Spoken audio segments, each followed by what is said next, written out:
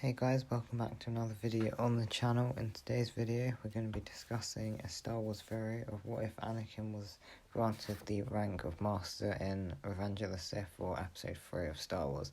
Personally, I think that in the original trilogy, if Anakin had stayed in the Council Chambers instead of turning on Mace Windu, effectively killing him, then he would have been granted the rank of Master. Anyways, for this theory, we're going to change the scene in the council chambers where in the original timeline, Mace said, "You are on this council, but we do not grant you the rank of Master." However, in this theory, we're going to change what happened. Mace would have a thought for a moment. Was Anakin not the chosen one? Had he not defeated Count Dooku? After much consideration, Mace would say, "You are on this council, but we grant you the rank of Master." "Thank you, Master," Anakin would say. Immediately after the council meeting was over, Anakin would go down to the restricted section in the Jedi Library where he would be able to learn the knowledge about the dark side of the Force and whether or not the Sith had unlocked the ability to save people from dying. Now, it's important to remember that this would have taken place before the opera scene where Anakin learns the tragedy of Darth Plagueis, where Anakin is obviously enticed by Palpatine's knowledge. In this time, however, I think Anakin would be much more loyal to the Jedi, as after all, he was a Jedi Master and he was becoming, well, the most powerful Jedi ever, to be honest. Although not pleased about his assignment to spy on Palpatine, Anakin would reluctantly accept, as he's obviously thinking far more highly of Mace Windu than he did in the original timeline.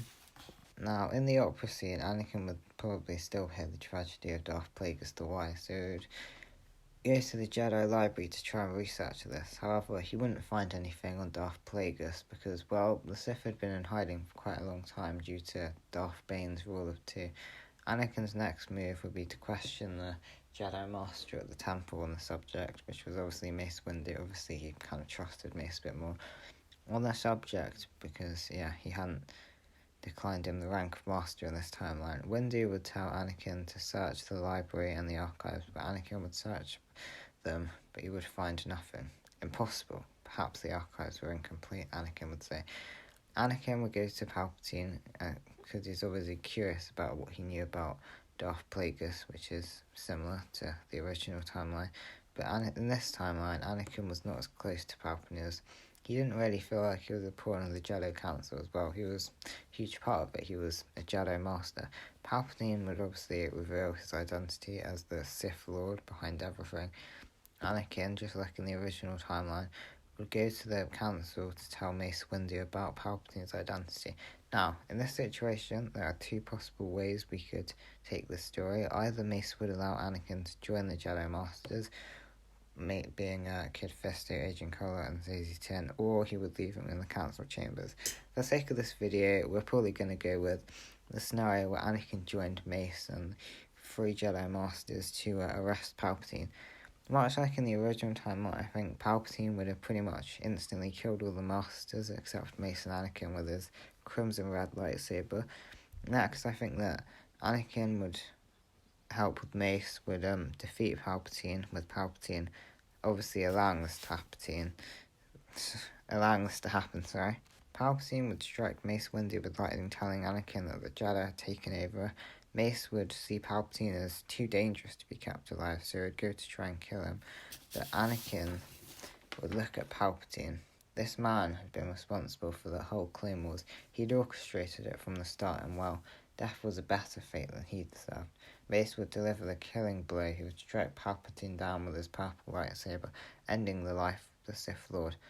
While Palpatine was killed, with Palpatine being killed, this posed a tremendous problem for the Jedi. They had executed the Supreme Chancellor of the Republic.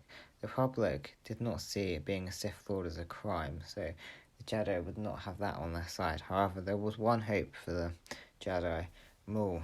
Ahsoka would have captured the Sith apprentice, and he would bargain with the Jedi Council to be set free in order to expose Palpatine as playing both sides of the war.